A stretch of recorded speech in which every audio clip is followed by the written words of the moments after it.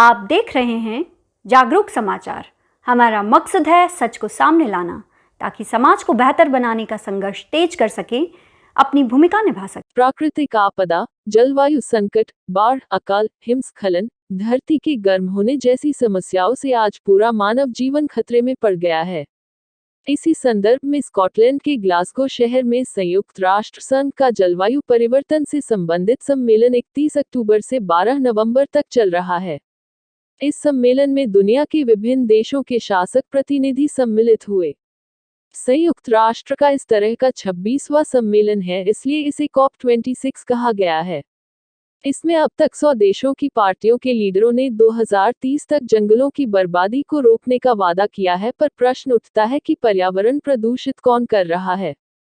सब जानते हैं कि कार्बन गैसों का उत्सर्जन करने वाले तथा मुनाफे के लिए प्रकृति को बर्बाद करने वाले कॉर्पोरेट घराने तथा साम्राज्यवादी शासक की मुख्य रूप से जिम्मेदार है।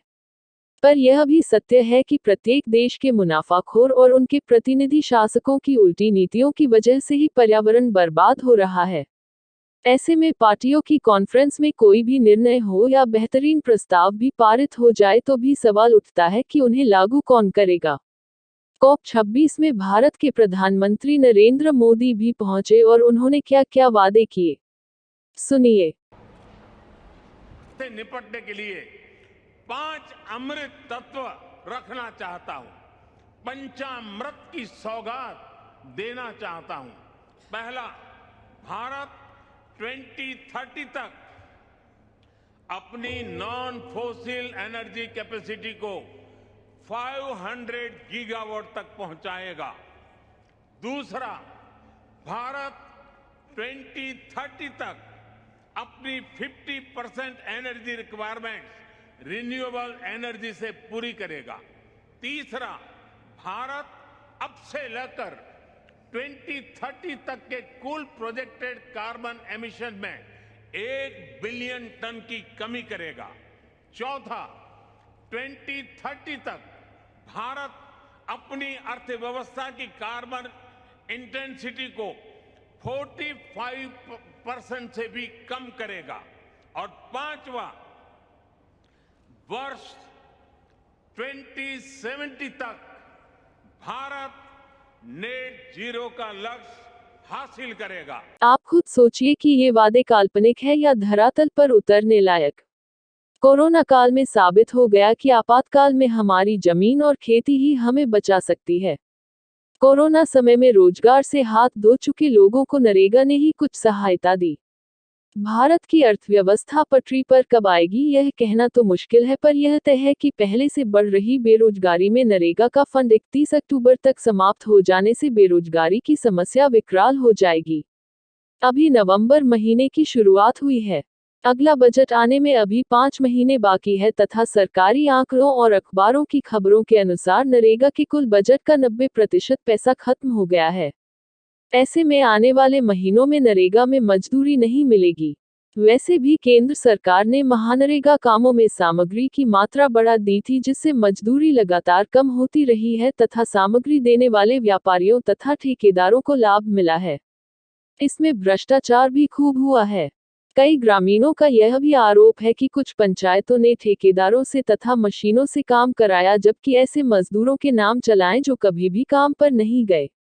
ऐसे में रोजगार की व्यवस्था कैसे होगी, यह गंभीर सवाल मुंह बाए खड़ा हो गया है।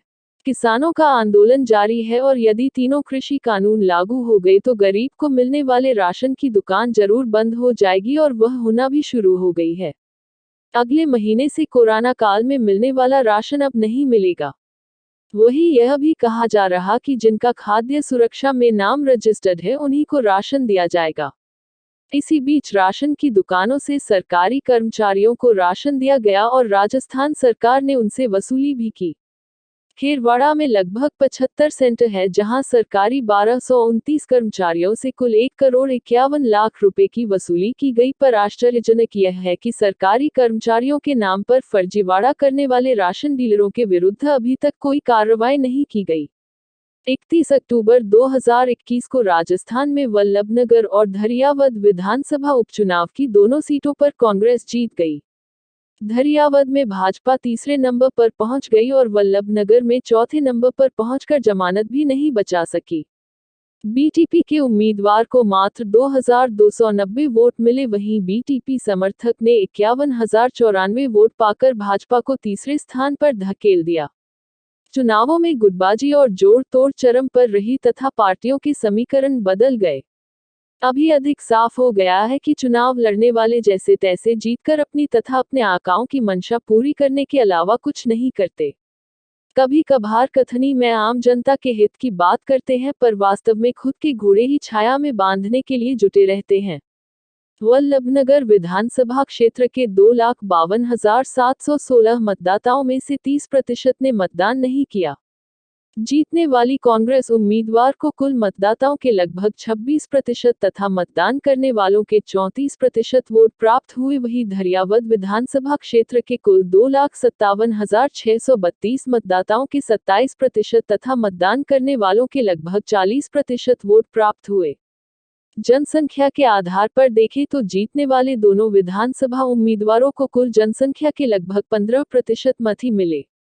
आश्चर्यजनक यह है कि संसदीय लोकतंत्र में इसी तरह कम वोट पाकर जीतने वालों को बहुमत का प्रतिनिधित्व कहा जाता है। उपचुनावों में बीजेपी को जोरदार झटका लगने के बाद पेट्रोल डीजल पर ऊंट के मुंह में जीरे के समान दामों में कमी की गई है। लोगों का कहना है कि यह सब यूपी, उत्तराखंड, पंजाब आदि राज्यों के अगले साल होने वाले विधानसभा के चुनाव को ध्यान में रखकर भी किया गया है, जिसे लोग अच्छी तरह समझ रहे हैं। जागरूक युवा संगठन और भ्रष्टाचार विरोधी संघर्ष समिति ने खेरवाड़ा केसरियाजी क्षेत्र से भ्रष्टाचार को मार भगाने के लिए आर पार के संघर्ष की तैयारियां तेज कर दी है। क्षेत्र की विभिन्न पंचायतों में कमेटियों की बैठक के बाद केटल शेड मामले में भ्रष्टाचार के शिकार हुए लोगों से घर घर संपर्क कर 16 नवंबर 2021 को खेरवाड़ा पहुंचने के लिए आमंत्रित किया जा रहा है। वहीं क्षेत्र में तेजी से पर्चे बांटे जा रहे हैं तथा पोस्टर बैनर आदि लगा दिए गए हैं। खेरवाड़ा की जवास पंचायत में कपूरिया फला के पास और पुलिस चौकी से मात्र 250 मीटर दूर स्थित डीपी को चोर उखाड़ कर ले गए। 6 दिन तक बिजली बंद रही, जिससे कई किस्म की समस्याएं हुई, लेकिन किसी ने भी जाकर बिजली विभाग के सामने विरोध दर्ज नहीं कराया, बल्कि कुछ छुटभये नेताओं ने जनता से पैसे इकट्ठे किए और विभाग के कर्मचारी को रिश्वत देकर डीपी लगवाए, जिससे स्थानीय युवा भ्रष्ट नेताओं के आचरण से खासे नाराज हैं।